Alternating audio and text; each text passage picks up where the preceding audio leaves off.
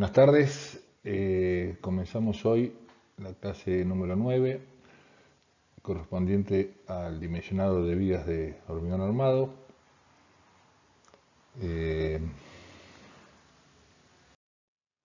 Como siempre, iniciamos estas clases de dimensionado de los distintos elementos estructurales con esta foto para ubicarlos en tema. En las clases anteriores hemos visto el primer elemento desde el punto de vista de las cargas, que son las losas.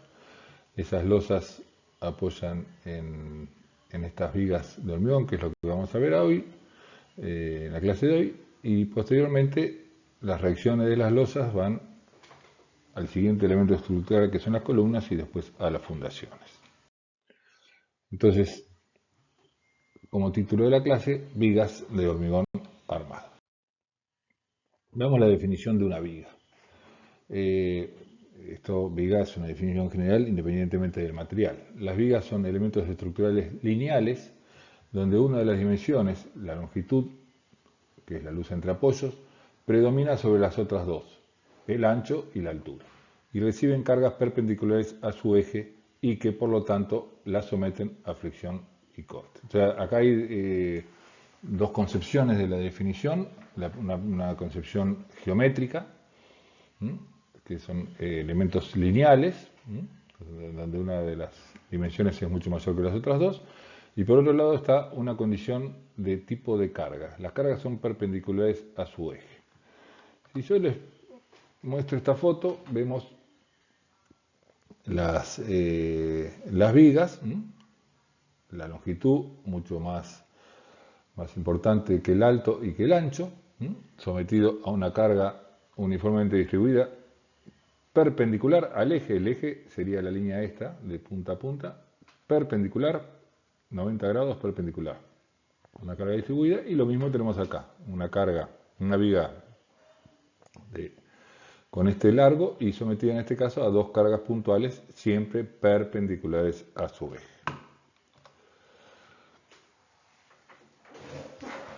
En una clase presencial, preguntaría a todos los alumnos que estén, ¿cuál es la diferencia entre una viga y una columna? ¿A qué viene esta pregunta? Ambas tienen una condición en común respecto a esta definición. Ambos son elementos lineales, donde una de las dimensiones es mucho mayor que las otras dos. Pero las columnas, a diferencia de las vigas, alguno podrá decir, sí, las columnas son horizontales y las vigas son verticales, y las columnas son verticales, cosa que es cierta, pero esa no es el quid de la cuestión. El quid de la cuestión es este punto, las cargas perpendiculares a su eje. En las columnas se supone que las cargas son paralelas al eje y las someten a compresión. En cambio, las vigas, las cargas son perpendiculares a su eje y por lo tanto las someten a esto, flexión y corte. Veamos el esquema de una viga. Este es el corte, o sea, la viga viene hacia nosotros, perpendicular a la pantalla, digamos. Y habitualmente lo que uno ve, o lo que uno cree, mejor dicho, es que las vigas son efectivamente rectangulares. Acá tengo un ancho, este es el alto, la altura total. Tenemos la altura útil, que es al igual que las losas, la altura útil es la altura total menos el recubrimiento. Esta es la armadura principal, ubicada abajo, siempre y cuando el momento externo sea de signo positivo y traccione las fibras inferiores, si no la armadura principal iría arriba. Acá tenemos dos hierros menores de poca sección, denominados perchas. Ese nombre tan peculiar se debe a que de esas perchas cuelgan, como un saco o como un pantalón, cuelgan estos hierros en forma que copia la forma de la viga, que se llaman estribos, que tienen la función de mantener el esqueleto de la viga y de absorber el esfuerzo de corte, como vamos a ver en otro momento. ¿Y esto que aparece acá qué es? En general las vigas no tienen esta forma, o sea, por lo menos lo que uno ve en la estética o en la geometría de la viga, ve la losa, y por debajo de la losa asoma la viga propiamente dicha. En realidad la viga, como yo les decía, el estribo llega hasta arriba de la losa. Acá tenemos la altura H0. ¿Y acá qué hay? Esto es lo que vamos a ver en un ratito, que es lo que llamamos el ancho colaborante de la losa. Ahora lo vamos a ver un poco más en detalle. Bueno, finalmente para terminar tenemos lo que se llama armadura de fisuración. Es una armadura tampoco, al igual que las perchas, digo, no tiene sentido estructural, sino que la función es que cuando un volumen muy grande de hormigón adquiere cierto largo, cierto tamaño, pueden ocurrir que aparezcan en el hormigón lo que se llama fisuras de contracción, que no tienen nada que ver con fisuras estructurales, sino con fisuras propias de la manera que tiene de responder el hormigón y en particular el cemento cuando endurece. Se tiende a contraerse, esa contracción restringida genera, si no hay alguien que la cubra, una fisura que, insisto, no tiene problemas estructurales, pero sí aparece y estéticamente no es agradable, si se quiere. Entonces, cuando este alto, mejor dicho, de la viga, es mayor a 50, 60 centímetros, habitualmente se pone a media altura, o más, si hace falta más, lo que se llama armadura de fisuración. Formas. ¿Qué formas pueden tener las vigas? Por supuesto, una sección rectangular. Todos creemos, y no deja de ser cierto, que las vigas son rectangulares. O sea, uno mira para arriba, no sé dónde están a cada uno de ustedes, pero si está debajo de una estructura de hormigón, probablemente asome en algún lugar una aparentemente sección rectangular, cosa que la palabra aparente es relativa. Y después está lo que se llama vigas placas, que aunque no lo parezcan, la mayoría de las vigas que ustedes están viendo o que van a conocer en su vida son vigas placas. ¿Por qué? Esto sería la viga rectangular propiamente dicha, que también existe cuando yo no tengo losas a los costados. Eso ocurre a veces en vigas aéreas, que se llaman, que no tienen una losa al costado. En cambio, cuando una viga rectangular, entre comillas, tiene hacia un costado una losa, esa viga se transforma en viga placa, que en este caso, por la forma que tiene, se la llama viga L. ¿Por qué? Porque la losa colabora indirectamente o directamente con el actuar de la viga. Toda la losa no, la losa que está pegada a la viga. En cambio, si esa viga rectangular tiene a sus costados una losa de cada lado, la viga se transforma, en lugar de ser una viga rectangular, en una viga T. Esta foto creo que va a aclarar un poco lo que acabo de decir. Esta es una losa previo al hormigonado, el hormigón no está, por supuesto. Acá tenemos una viga, la sombra de una viga, la viga va hacia abajo, por supuesto, y acá tenemos dos losas a los costados. Lo que yo estoy diciendo con esto de la viga placa es lo que pasa acá. Acá está el esquema, esto sería lo que está hundido acá dentro de la viga, esta es la viga, esta es la losa, que no necesariamente tiene que ser del mismo tamaño que esta, un costado puede ser una viga de 10 y acá de 12, depende de las losas en sí mismo. Y esto es lo que está ocurriendo. Esta viga que tiene de la losa para abajo una forma rectangular, desde el punto de vista de trabajo estructural, la vecindad de las losas colabora con la viga, transformándola entonces en una viga placa. El aporte de la losa de hormigón comprimido solo es posible si el momento flector es positivo, porque si fuera negativo, al estar las fibras comprimidas debajo, la losa no colabora en nada y por lo tanto la sección es sí o sí rectangular. ¿De qué estoy hablando? De lo siguiente. Efectivamente, la losa, que nosotros estamos diciendo colabora con la viga, lo puede hacer sí y solo si la parte comprimida es la superior, donde está la losa. ¿Por qué? Porque ya sabemos que el hormigón traccionado no colabora con el hormigón armado. Entonces, si ocurriese como acá, que el momento es negativo, que las fibras comprimidas son las inferiores, ¿de qué forma puede colaborar la losa? ¿De qué forma puede colaborar la losa si el hormigón comprimido, que es lo que puede aportar justamente la losa, está en la parte inferior? Entonces, si el momento es negativo, esta viga es sí o sí, debe ser considerada sí o sí a los efectos estructurales como rectangular. En cambio, si el momento es positivo, las fibras comprimidas están en la parte superior, se puede tomar como colaborando la losa vecina, ¿m? Y que esta viga tenga una forma de T.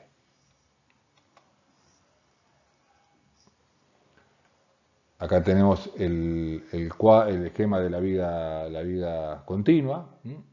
¿Para qué le muestro esto? En este sector, en el sector medio, los momentos son positivos. Recuerden que momentos debajo de la línea de referencia son momentos positivos, las fibras traccionadas son las inferiores. En este punto, la viga, que va a ser rectangular, estéticamente hablando, de punta a punta, puede ser considerada como una viga T o placa por colaboración de su losa superior. En cambio, en este apoyo, donde el momento es negativo, tenemos el diagrama por encima de la línea de referencia, las fibras traccionadas son las superiores, las traccionadas, sí, son las superiores, las comprimidas son las inferiores, como marco acá en el dibujo. Entonces, en este sector no puede tomarse colaboración de losa alguna porque no lo existe. Les dejo una inquietud, una pregunta, en todo caso después la podrán consultar con los ayudantes para generar un poco de debate. Si yo la hago ahora y la trato de explicar, se me va a complicar.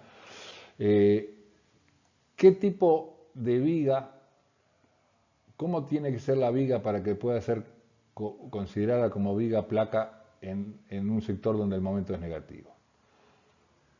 La respuesta es las vigas invertidas. Las vigas invertidas son vigas que trabajan al revés, es decir, está la losa debajo y la viga, en lugar de asomar para abajo de la losa, asoma para arriba. Por eso viene la palabra invertida. Es una solución más que estructural, una solución arquitectónica que vamos a ver en otro momento. Piénsenlo después y charlenlo con sus ayudantes.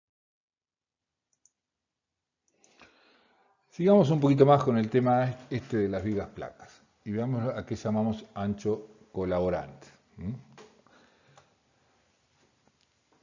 El ancho de colaboración de la losa, es decir, la parte superior de la T de esta viga placa que estamos considerando, viga T o viga L, según si hay una sola losa vecina o si son dos, no es infinito. O sea, yo estoy hablando, y lo vine diciendo sutilmente si se quiere, que lo que está colaborando con la viga es la parte vecina de la losa, no toda la losa hasta donde está la otra viga de apoyo de la misma. Hay una parte, un ancho, digamos, que no es infinito, es un ancho relativamente corto y que depende de varias cuestiones. Acá, del ancho de las losas circundantes, del largo de la viga o la distancia de los apoyos que son las columnas, del espesor también de la viga, bueno, de la losa, perdón. Y todas esos parámetros, digamos, o esas geometrías, según los reglamentos, permiten tomar una cierta parte de ancho colaborante o ancho efectivo, como estamos llamando ahora, acá. Es lo que tenemos acá. O sea, la viga es la viga. Sin lugar a duda, la viga tiene un ancho B0, tiene una altura H total y una altura H hasta la armadura. Las losas vecinas tienen un espesor D, que puede ser distinto, en este caso sería D1 de un lado, D2 del otro. Y este ancho, que suponemos colaborante de la losa sobre la viga, por lo que les decía en toda esta definición, no es infinito, está limitado. Y los reglamentos lo limitan en función de varias cuestiones. Del largo propio de la viga, de la distancia de la viga a sus apoyos, que son las columnas, de la distancia o el ancho, digamos, de la losa esta hacia la otra viga, etcétera, etcétera, etcétera. No es infinito, digamos. Hay un cierto límite. Bueno, nosotros, como resumen de todas esas cuestiones reglamentarias, vamos a tomar en la cátedra, y a modo simplificativo para no estar con tantos condicionamientos, que el ancho efectivo es el ancho de la viga propiamente dicho, más 12 veces, H0 para vigas T. H0 es el D. Disculpen la desprolijidad de no coincidencia. Este H0 es el D de acá. O acá debería decir H0 o acá debería decir D. Entonces, 12 veces, por ejemplo, si esta losa fuese de 10 centímetros, 10 por 12, 120. Y si la viga fuese de 20 centímetros de ancho, tenemos 120 más 20, 140. O sea que este ancho efectivo máximo que podemos tomar nosotros colaborando de la losa sobre nuestra viga, siempre que el momento fuese positivo y la parte comprimida fuese la superior, sería de 140. Si la viga fuese una viga L, que ocurre cuando tengo losa de uno solo de los costados, sería B0 más 4,5 veces H0. Esto para las vigas L. Bueno, con esto redondeamos un poco lo que sería viga placa. Un poquito más adelante lo vamos a retomar cuando hablemos del dimensionado de las vigas rectangulares y el dimensionado de las vigas T o L. Bien, pasamos al grano, como me gusta decir a mí en esta situación. Dimensionado de una viga. Esto es el punto tal vez final o el motivo de esta clase de vigas de hormigón armada, de todo de lo que venimos hablando y de lo que ustedes van a ver en la clase. No hay que perder de vista que el objetivo final es el dimensionado de una viga. ¿Qué significa el dimensionar una viga? Es lo mismo que habíamos visto en losas, es encontrar la cantidad de hormigón. En este caso, la viga tiene dos dimensiones, el ancho y el alto, y la armadura que debe llevar adentro para soportar los esfuerzos de momento y corte a los cuales está sometido sin romperse ni deformarse en demasía. Y acá me gustaría hacer un comentario comparación con losas. Ustedes han visto en las clases anteriores el dimensionado de losas de hormigón armado. Hoy vamos a ver el dimensionado de vigas.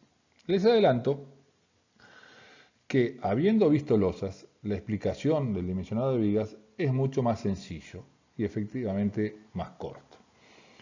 Hay muchas cosas que son similares a conceptos que vimos en losas, con lo cual los vamos a pasar rápidamente o por alto. Y lo único que complica en vigas respecto a losas, o sea, la única parte negativa del asunto, si se quiere, es este pequeño detallecito que tenemos acá en la definición, que estoy buscando el láser, el corte.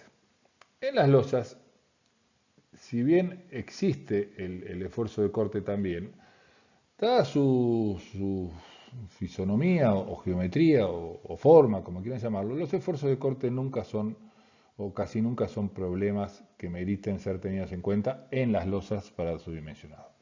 En cambio, en las vigas, el esfuerzo de corte puede o no tener importancia y la viga puede o no, en lugar de romper por lo que habitualmente rompe, que es por el momento flector es el esfuerzo que generalmente rompe una viga, a veces, si el esfuerzo de corte por diversas circunstancias es grande, también puede provocar esa rotura. Con lo cual, nosotros ahora, cuando hablamos de dimensionar una viga, tenemos que encontrar la cantidad de hormigón y la cantidad de armadura para que la viga no se rompa ni por momento ni por corte.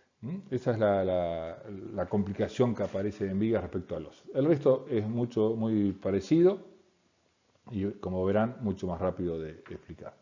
Todo esto sin que el elemento se deforme en demasía. Recuerden que cuando uno dimensiona una losa, una viga, lo hace por un lado, obviamente, para que no se rompa, y por otro lado, para que no se deforme más allá de lo que la vista permite.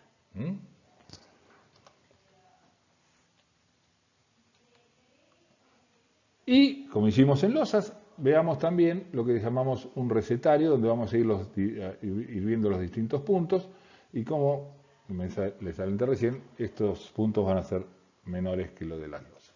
El primer punto es el tridimensionado. Vamos a detallarlos uno a uno, pero me adelanto, como siempre, un breve comentario de lo que vamos a hacer. Es darle una forma previa a la viga. Vamos a analizar las cargas como punto 2, a calcular, en realidad no lo vamos a calcular, esto ustedes ya lo han visto en estructuras 1, necesitamos saber o calcular los momentos y reacciones. Vamos a dimensionar la armadura a flexión por un lado y la armadura a corte por otro, realizando todas las verificaciones necesarias. Y posteriormente, si anda todo bien, si las verificaciones dieron, no hubo necesidad de volver a dimensionar la viga porque las verificaciones no fueron correctas, si todo eso anduvo bien, elegimos la armadura que le vamos a poner a la losa en forma de estribos y la armadura principal. Predimensionado, primer punto del recetario. Veamos entonces el primer punto del recetario, lo que llamamos el predimensionado. ¿Se acuerdan que para determinar la cantidad de armadura de una sección sometida a flexión, bolilla número 1, es necesario conocer o suponer el brazo de palanca Z, y por lo tanto la altura de la sección? La famosa fórmula que siempre repetimos, la armadura necesaria es igual al momento exterior multiplicado por el coeficiente de mayoración o de seguridad dividido la tensión del acero por el brazo de palanca. El brazo de palanca depende de la altura que tenga la viga, lo consideramos como una simplificación a verificar que sea 0,9 de H, después se verifica con la profundidad del eje neutro, y a pesar de eso depende del H, que el H no lo tenemos, entonces teóricamente la armadura necesaria depende de la cantidad de hormigón que tengamos y tenemos en principio una sola fórmula, con lo cual no podemos seguir adelante. ¿Cómo resolvemos el problema? Buscando la altura por lo que llamamos condición de baja deformabilidad, más allá de cuestiones incluso después arquitectónicas o de uso, ¿no? Entonces, ¿qué vamos a hacer? Proponemos esta altura, la altura H, se dimensiona la armadura, con H podemos calcular 0,9 de H, con 0,9 de H podemos calcular la armadura, verificamos la verificación de los parámetros necesarios de cuantía y profundidad del eje neutro. Si todo anda bien, adoptamos como resultado final esta armadura necesaria, y si no, si hay algún problema, debemos reproponer otra altura mayor seguramente, y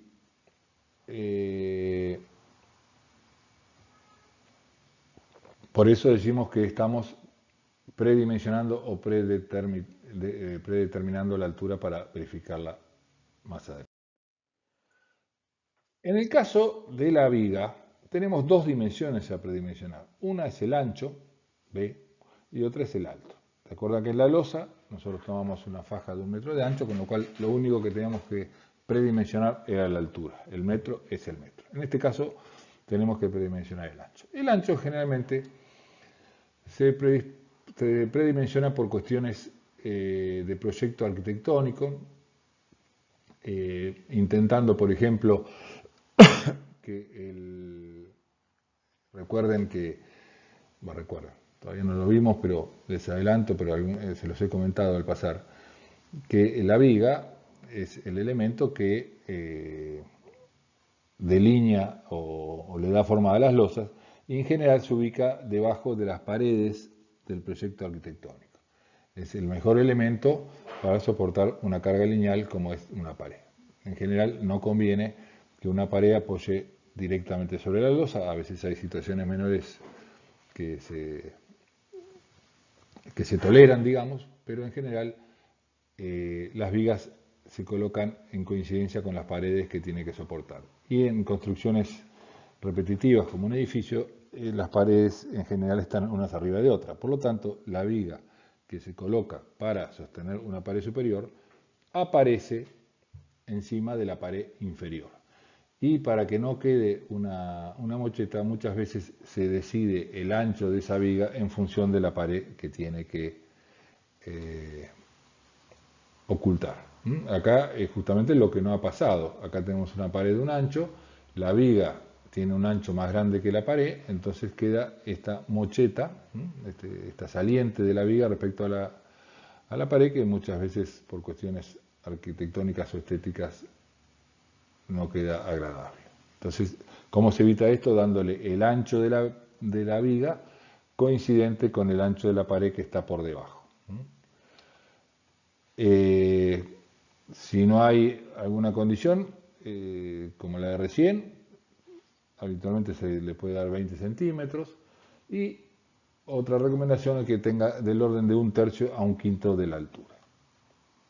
Y lo otro importante, que no puede ser o no debería ser inferior a 12 centímetros. O sea, anchos menores que 12 centímetros complican lo que se llama el llenado del encofrado, porque a estos 12 centímetros tenemos que pensar que dentro de esos 12 centímetros tiene que ir la armadura con sus estribos, etcétera, etcétera, y meterse el hormigón con sus piedras, que complica toda la colocación. Entonces, si esto fuese menor que 12 centímetros, toda esa situación del colado del hormigón se complica y puede quedar espacios vacíos que no solo son desagradables o desprolijos, sino obviamente le quitan resistencia al hormigón.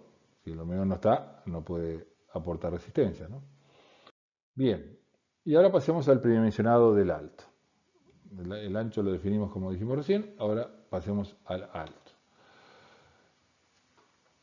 Recordando todo lo que decíamos recién, que tenemos que buscar la cantidad de ancho y alto del hormigón sin deformarse. Esta cuestión de no deformarse o no deformarse en demasía condiciona o predimensiona o nos permite a nosotros buscarle la vuelta al famoso ancho alto H. Entonces, la altura útil se establece entonces por condiciones de baja deformabilidad en función de su longitud y de su condición de aborde. Esto es muy parecido a lo que vimos en losas. En losas pasaba algo parecido.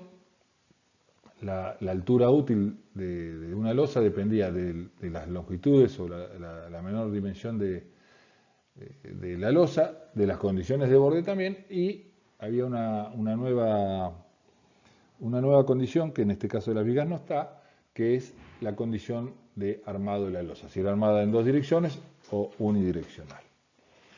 En el caso de las vigas, entonces, la altura útil depende de la luz de la viga dividido un coeficiente C que va a depender de las condiciones de borde. Me adelanto a la tabla que vamos a ver ahora para hacerle este comentario que muchos de ustedes lo conocen, y estas cosas que ustedes conocen son las que me permiten a mí ahorrar explicaciones. Ustedes están en tercer año de la carrera, ya han visto proyectos arquitectónicos en años anteriores y en ese mismo que estamos corriendo ahora, y se les ha dicho seguramente que a modo de estimación, una viga tiene que tener el décimo de su luz. O sea, una viga que tenga 4 metros de luz, de longitud, debería tener aproximadamente 40 centímetros. Esto ustedes en arquitectura lo usan mucho porque, bueno, las vigas son elementos incómodos para el proyecto arquitectónico, hay que ocultarlas o hay que ver cómo se ven, entonces necesitan siempre saber, tener una idea de dónde pueden poner columnas o dónde no deben poner columnas, porque las columnas definen el largo de las vigas, y bueno, si las columnas se espacian mucho, los largos de las vigas son grandes y requieren alturas grandes. Entonces, bueno, todas esas cuestiones hacen la necesidad de que uno quiera tener una idea aproximada de cuánto es la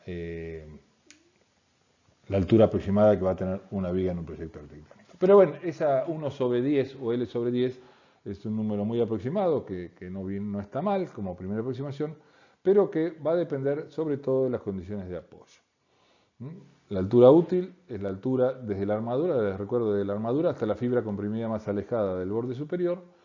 La luz de la viga es la luz de cálculo, que simplificadamente lo podemos tomar entre la distancia entre ejes de columna. Siempre uno se pregunta, ¿la luz de dónde va? ¿Del borde de la columna del otro borde? ¿De afuera, afuera? ¿De adentro, adentro? Bueno, tomamos la distancia entre ejes de columna. Y C es un coeficiente que depende de las condiciones de borde. Acá tenemos la tabla. Esta tabla se parece bastante a la tabla de losas. La única diferencia, como les decía, es que no tenemos losas armadas en una dirección o losas cruzadas. Acá no hay vigas que puedan tener esa discriminación. Tenemos dos filas también. ¿Por qué? Tenemos una fila donde están los valores que se recomiendan para el coeficiente C, valores mínimos por deformación. Esto es lo mínimo que debería tener una viga. Más allá de los valores mínimos, hay valores mínimos recomendados, que siempre son mayores que estos. O sea que acá está el famoso, por ejemplo, 1/10. Tenemos viga simplemente apoyada. El valor mínimo por deformación es 1/16. Voy a hacer alguna cuenta rápida. Vamos a suponer que tenemos una viga de 10 metros de luz. 10 metros de luz dividido 16 son 62 centímetros aproximadamente de altura necesaria, aproximadamente mínima por deformación. Pero la experiencia recomienda, por ejemplo, la luz sobre 10. Entonces, en lugar de 61 centímetros, 1000 dividido 10 daría 100 centímetros, o sea, 1 metro de alto. La altura recomendada. Pero bueno, lo que sí, si la podemos hacer de 1 metro, la hacemos de 1 metro, pero nunca menos que los 61 centímetros que dice acá para una viga simplemente apoyada ahí. A medida que mejoran o cambian, mejor dicho, las condiciones de apoyo, recuerden que la continuidad de una viga, o sea, cuando hablamos de una viga continua de varios tramos, la continuidad colabora en bajar la deformación de por sí. O sea que si nosotros, por ejemplo, tenemos un extremo continuo, este valor de 16 pasa a 22, con lo cual, por ejemplo, para esa situación que hablábamos recién, 10 metros, dividido 22, me está dando 45 centímetros en lugar de los 61. O sea que si yo tengo un extremo continuo me permitiría hacer aún más chica la altura de la viga. Y si tenemos dos extremos continuos, o sea, una viga continua un pedazo, un tramo de la viga continua que tiene dos vigas a sus costados, estaríamos en 40 centímetros. 1000 dividido 25, 40. Entonces vemos cómo la continuidad de una viga colabora, ayuda en permitir que reduzcamos la altura de la viga si nos hace falta. El peor caso, como siempre, es el del voladizo. En el caso de las losas, a los voladizos se los llamaba balcones. En caso de las vigas, a los voladizos se los llama mensa. Y tiene, por supuesto, el menor valor divisor, con lo cual es el que pide mayor cantidad de altura para su luz. Y acá nuevamente, bueno, acá tenemos los valores mínimos recomendados, que son valores que dan resultados un poco mayores que estos. Bien, una vez que definimos la altura por las condiciones de la tabla anterior y la luz de la viga, le sumamos el recubrimiento y tenemos la altura. En este caso, el recubrimiento es mayor que las losas. La losa tomamos 1,5 centímetros a 2. En las vigas se toma 3 centímetros, 4. Va a depender un poco de la armadura que lleve.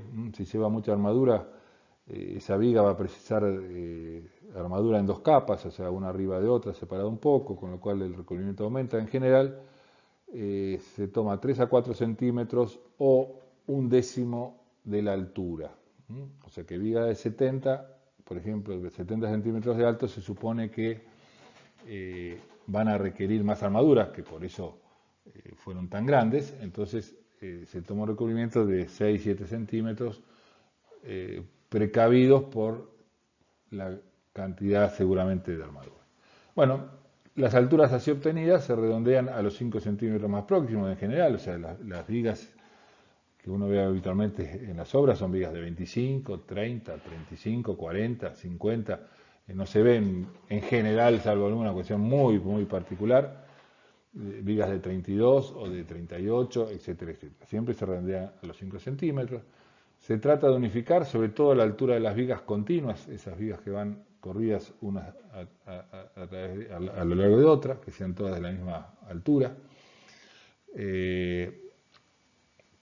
Y que tampoco en la estructura haya más de 3 o 4 alturas diferentes. Siempre por cuestiones constructivas, no solo constructivas, sino en algunas cuestiones operativas, es conveniente que no haya gran cantidad de alturas diferentes en todas las vigas de una misma estructura. De todas maneras, siempre recuerden que el proceso es, uno define la altura útil por las tablas anteriores, le suma el recubrimiento, obtiene la altura total. Al tener en cuenta todas estas cuestiones que marqué recién, la altura total seguramente va a ser mayor que la altura total que salía de este punto. Entonces, el HU final, el que adoptemos, va a ser la altura total, esto es, bueno, ahora lo voy a corregir, esto es altura total menos el recubrimiento. Acá tenemos una estructura donde quería mostrarle un poquito esto que estuvimos hablando, de igualar, por ejemplo, esto es una viga continua, una viga continua muy larga de 1, 2, 3, 4, 5, 6, 7 tramos, apoyado entre columnas. Esta viga tiene toda la misma altura, a pesar de que esta viga, por ejemplo, es continua de acá para allá, tiene un lado empotrado, y un lado un apoyo simple, un triangulito acá. ¿Ven el triangulito? Era una broma. Acá hay un triangulito. Bien, esto es una condición empotrada, simplemente apoyado, requiere una altura, si las luces son todas iguales, como es este el caso, requiere una altura mayor que esta que es empotrada. La condición empotrada siempre exige o permite alturas menores. Sin embargo, se prefirió por cuestiones arquitectónicas hacer toda esta viga continua de la misma altura. Estas viguitas cortas seguramente no meritaban tener esta altura, podían haber sido menores, pero también por una cuestión de estética, de funcionalidad, de cielos rasos, vaya a saber de qué más, se prefirió hacer estas vigas que podían haber sido mucho menos altas, o de altura menor, igual se las igualó. Y bueno, fíjense que en general toda esta estructura pareciera tener las mismas alturas de vigas. Una cosa importante que muchas veces confunde a los arquitectos en la obra, sobre todo, es ¿qué es la altura de la viga? La altura, porque la viga tiene, acá se ve toda, acá por ejemplo que tengamos 50. Si uno ve acá, tenemos 40. ¿Por qué? Porque tenemos 10 de losa que están tapando la parte superior de la viga. Cuando uno ve en una planilla de vigas que la viga tiene que tener 50, ¿incluye la losa o es 50 más la losa? Si se hormigona todo junto, como es casi lo habitual, hormigonar todo junto quiere decir que se hormigona la losa junto con la viga, y no la viga un día y después la losa encima otro.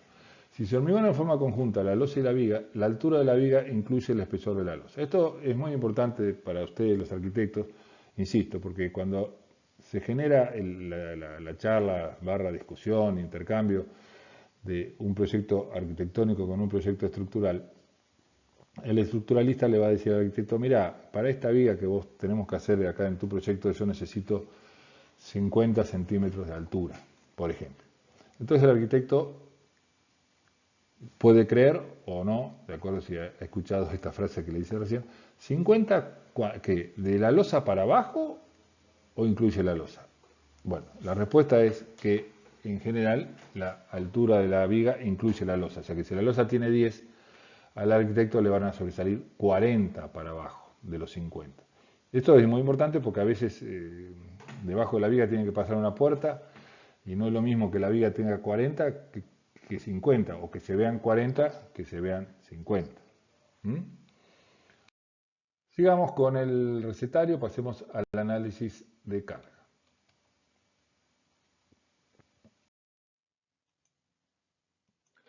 Análisis de carga.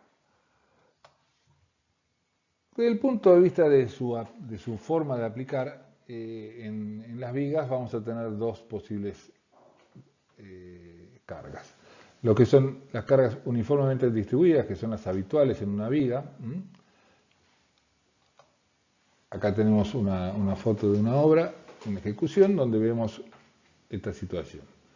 Tenemos una viga y que tiene una carga uniformemente distribuida, representada por estas rayitas celestes, todo a lo largo. ¿Por qué está todo a lo largo? Porque, y de paso me sirve para ver otro punto de vista de las cargas. ¿Quién originó esta carga uniformemente distribuida? Tenemos por un lado el peso propio, que está actuando en cada puntito de la viga, tirando para abajo en todos los puntos. No es una carga puntual que está nada más que en el centro, está en todos lados. ¿Qué otra cosa tenemos? Tenemos la carga de la pared. Esta pared está apoyando en todo lo largo de la viga, entonces es otra carga uniformemente distribuida. Tenemos otra carga que acá en esta foto no es de lo más feliz, es, cuento con su imaginación, para el lado interior de la obra tenemos la losa que divide la planta alta de la planta baja o el entrepiso. La losa va de la viga para adentro. Esa losa, de acuerdo a los cálculos que ustedes hayan realizado en las losas, va a tener una reacción y esa reacción va a aplicar también uniformemente distribuida sobre esta viga. Todas estas cargas celestes que yo indiqué acá es la suma de la carga del peso propio más la pared más la reacción de la losa de la o de las. En general una viga, en general, tiene una losa a la izquierda y una losa a la derecha. En este caso tiene una sola losa que podríamos decir a la izquierda. Bueno, estas son las cargas uniformemente distribuidas. Después tenemos la viga superior, que está sometida a dos cargas puntuales, que son la reacción de estas vigas del techo, que apoyan puntualmente acá y acá. Tenemos, por un lado, también tenemos el peso propio de la viga, que sería una carga uniformemente distribuida que no está dibujada, pero no tenemos ni pared ni losa, o sea que la única carga distribuida es el peso propio y tenemos cargas puntuales de importancia. Bueno, ahora ya me adelanté, pero para aprovechar la foto, pero ahora veamos cuáles son las cargas uniformemente distribuidas posibles. El peso propio, que se calcula como el PV del hormigón, 2.400 kilos por metro cúbico, por el ancho que establecimos en el punto anterior del recetario y la altura total de la viga. La reacción, como les decía, de la losa izquierda y la losa derecha, si hubiera de las dos. El peso de la pared, que en este caso es el PV del material con el cual está hecho la pared. Si es ladrillo común es mucho más pesado que el ladrillo hueco y más pesado que estos ladrillos nuevos de material con aire incorporado. No quiero dar marcas por eso.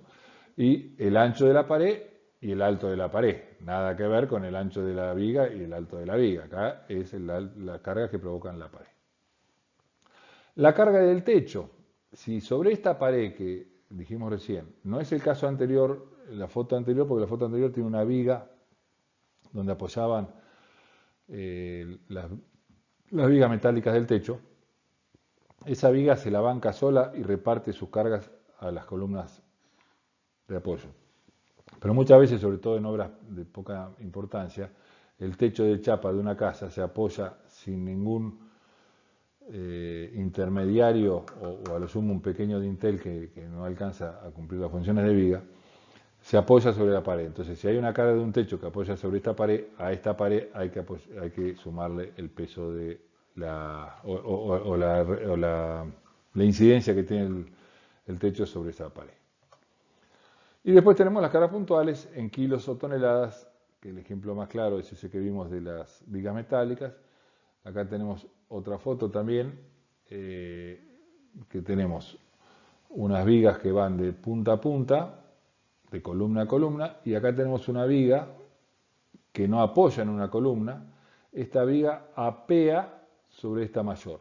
Este apeo es una carga puntual, o sea, la reacción de esta viga pequeña, la reacción que ocurre en sus extremos de esta viga pequeña sobre esta viga mayor, es como una carga puntual cuando nosotros calculemos las solicitaciones de estas vigas.